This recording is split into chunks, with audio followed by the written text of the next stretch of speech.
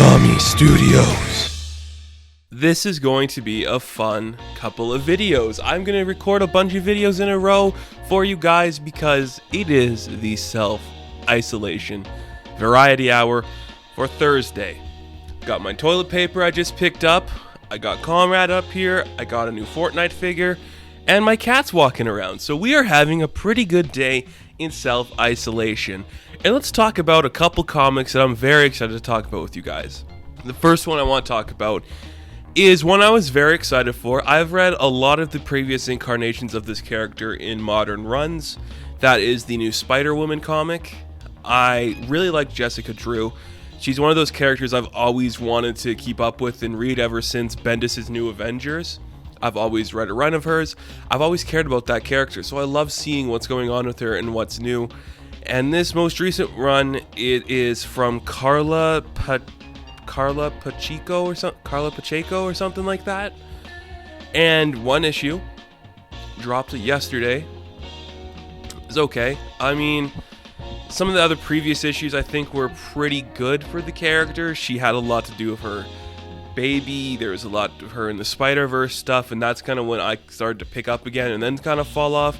She had another new costume that's not the new one here, and then she kind of went back. She was on Strike Force for a bit. She looked good there, and now she's got a solo again. It's an okay book. I think it's pretty mixed in terms of what I like and what I didn't like.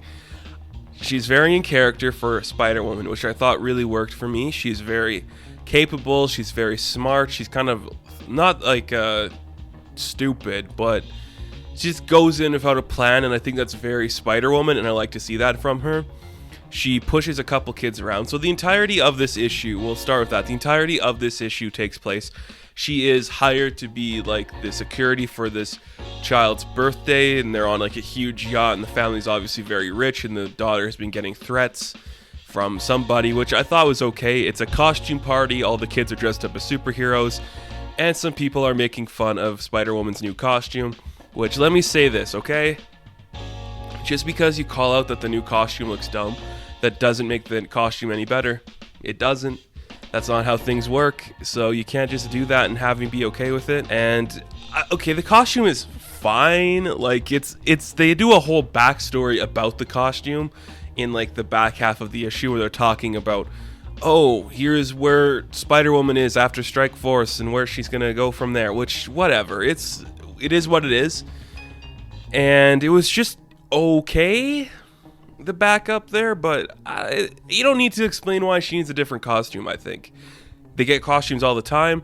The problem with Spider-Woman is her costume is so iconic that everybody wants it to stay that way because that's the best look. You hit it on the nail. You're not going to get better than that look, so you should quit trying to make it better than that look. And this one's not any better. It's just different in a different way. It's very Miles Morales. But that's neither here nor there. I can get past the costume. So she's protecting these kids on a ship. The ship gets attacked. She has to do a bunch of crazy stuff to, take them down. She has to take down a helicopter with the anchor of the ship, which I thought looked really cool.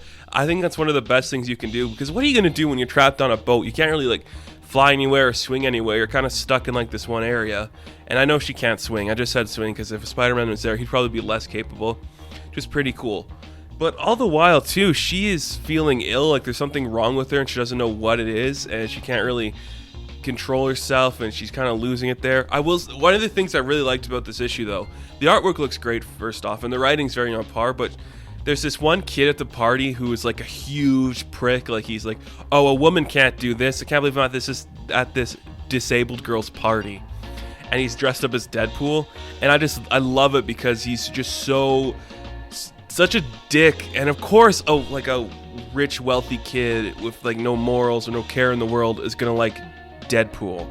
So I thought that was really funny, and it really worked for me, and it's probably one of the highlights of this book, honestly.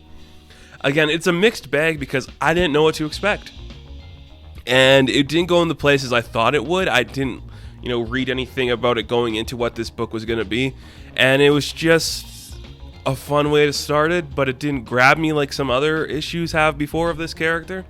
The book ends with her throwing up some weird green acidic acid looking stuff, and she's like, I need to go talk to a nurse. A night nurse, perhaps. And yeah, okay. I really hope the night nurse, this is just issue 2, I really hope the night nurse is Linda Carter, and then she talks to Jessica Drew, two black-haired ladies that have dated Clint Barton, and maybe that could play into the Hawkeye book, but we'll see. So this book, it's a fun read. It's light. It doesn't do much. It sets up what the status quo is going to be going forward for this character. She's going to be like a hero for hire kind of, which I have no complaints against. I think it's going to work pretty well, so we'll have to see where that goes. But yeah, check it out. Spider-Woman #1. It could be worth the read. To me, it's just an okay book, and if I had to recommend it, I'd just say, hey, if you like the character, maybe you'll like this interpretation. But that'll do it for this review, so like the video and subscribe to the channel. Hit the notifications. Out of the Bin episode 3 has just dropped, and I'll catch you guys in the next video. Stay tuned for more comic stuff. Good luck.